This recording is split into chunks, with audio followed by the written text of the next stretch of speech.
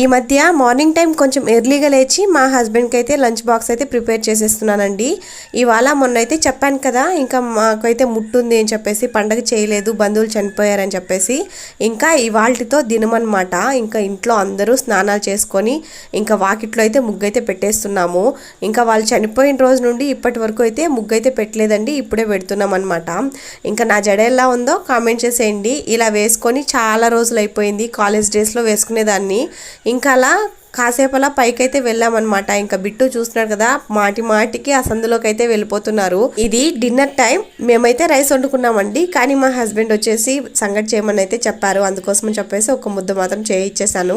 ఇంకా మా హితీకి అయితే నేను ఏం చెప్పట్లేదండి, కానీ ఆ అమ్మాయి నేను చేసేది చూసి నేర్చుకొని చేస్తుంది పని. ఇంట్లో మగవాళ్ళు ఎవరు లేరు, అందుకే మాదే రాజ్యం. నేనైతే ఇక్కడ ప్రో కబడ్డీ చూస్తూ స్నాక్స్ తినుకుంటూ ఎంజాయ్ చేస్తున్నాను. కబడ్డీకి ఎంతమంది ఫ్యాన్స్ ఉన్నారో లైక్ చేసి సబ్స్క్రైబ్